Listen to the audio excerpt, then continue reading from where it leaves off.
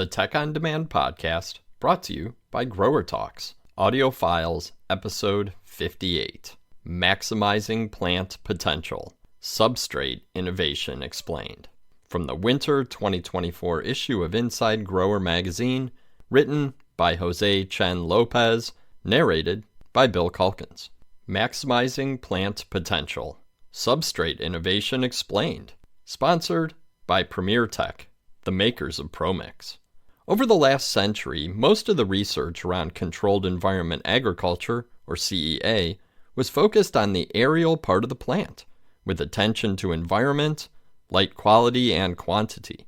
For the root system, research was focused more on the physical and chemical properties of the substrates and their interaction with plant needs for water absorption, nutrient uptake, and avoidance of phytopathogens. Fortunately, the current century has brought new technologies to study the interaction between plants and their microbiome, especially in the root system. Below the surface. CEA is an intensive method to grow plants that maximizes their genetic potential to produce ultimate yield, therefore it's crucial to mimic its natural environment. Long ago, bryophytes evolved from algae, and since then, plants have benefited from microorganisms that help them acquire water and nutrients. Vascular plants continue to take advantage of beneficial microorganisms for biocontrol, biostimulation, and to help with nutrient absorption. The root system is the other half of the plant, and yes, plants still need microorganisms. During seed germination, the first part of the plant to come in contact with the environment, the growing media, is the root's radicle. This fragile organ needs humidity, oxygen, and beneficial microorganisms to develop naturally. Humidity and oxygen are given by choosing a substrate that fulfills plants' requirements and growers' preferences, but the last component must be integrated. Substrates can be organic, like peat moss, bark, coconut coir, inorganic, like perlite, stone wool, expanded clay, or a combination of them. The use of inorganic substrates may be preferred for specific applications. However, they contain no or limited microorganisms. This lack of beneficial microorganisms can be a disadvantage for the roots to work naturally to fulfill plant needs, since phytopathogens are looking for the right moment to colonize a plant organ, in this case, a vulnerable, newly developed root, and its exudates are a good place for them to thrive.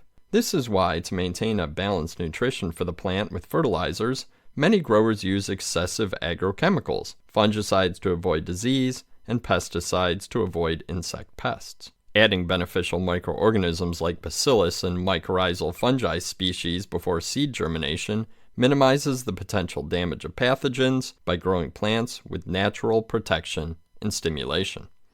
Making the right choices. Choosing the right substrate for a particular application can be a challenge. Choosing the right beneficial microorganisms for a specific plant, mode of action, and ensuring compatibility with other beneficial microorganisms can be excruciating. When choosing and adding beneficial microorganisms to the substrate, growers must ensure that they're viable, that the carrier is compatible, that the application rate is uniform and homogenous within the whole volume of the substrate, and that they're from a reputable company. At the time of mixing, when a substrate is over-manipulated, the physical properties can change drastically. Adding beneficial microorganisms into the mix is expected to help plants grow and develop without any negative effects from biotic or abiotic stress. Yet, by having pots with heterogeneous physical properties and potentially with uneven microorganism concentration, the potential problem of water holding capacity will impact plant growth and development due to uneven drying. For these reasons, it's recommended to buy a substrate with beneficial microorganisms already included. Premier Tech has been investing in the addition of beneficial microorganisms, active ingredients, to the substrates to save time and effort in the busy lives of growers. By having active ingredients in the substrates, the grower can have peace of mind on homogeneity in terms of beneficial microorganisms concentration and chemical or physical properties of the substrate. Beneficial microorganisms, active ingredients. Bacterium, Bacillus pumilus, PTB 180. Bacillus pumilus comes as an endospore that withstands harsh environmental conditions. After its germination, it helps to accelerate seed germination in a favorable root environment. This bacterium is labeled to control specific root rot diseases like Pythium, Fusarium, and Rhizoctonia. It can colonize a wide range of plant species in 24 to 48 hours. As a biocontrol agent, it will indirectly compete for nutrients and niches and outcompete for food and space to avoid pathogen infection and trigger-induced systemic resistance and prime the whole plant to be alert against pathogens and pests. Bacillus pumilus, PTB180, produces enzymes, antibiotics, and siderophores and secretes a biofilm preventing cell wall degradation and excluding pathogens. The use of Bacillus pumilus, PTB180, is highly recommended for microgreen production because it's a fast colonizer and the benefits can be seen in a short period. Since the plants are protected and stimulated, more crop cycles are expected per year, which translates into higher ROI. In addition, the grower will have higher yields, better produce quality, more uniform crops, and savings in resources such as electricity, water, and fertilizers. Mycorrhizae, Rhizophagus irregularis, PTB297. The mycorrhizal fungi inoculum Rhizophagus irregularis, PTB297, forms a symbiotic relationship with the roots in which the fungal hyphae absorb water and nutrients for the plant, and the plant gives sugars to the fungi. During this interchange, the net energy usage is positive in favor of the plant. It can be used for a wide variety of applications, from plant propagation to long-term crops like tomatoes. When adding mycorrhizal fungi, the inoculum viability is important because it ensures the germination of the spores. Moreover, the use of viable spores is preferred because it has the longest shelf life compared to propagules that contain hyphae and vesicles. Furthermore, the spore wall helps to withstand harsh environmental conditions and doesn't need a plant to exist. It's important to expose the root system to the mycorrhizae as soon as possible, as the colonization will be more efficient. Rhizophagus irregularis, PTB297, expands the root system up to 10 times, which increases nutrient acquisition and uptake, especially nitrogen, phosphorus, potassium, copper, iron, manganese, and zinc. It also produces phytohormones like auxins and cytokinin to promote growth. Thereby, mycorrhizae improve overall plant performance. Combining bacteria and mycorrhizae.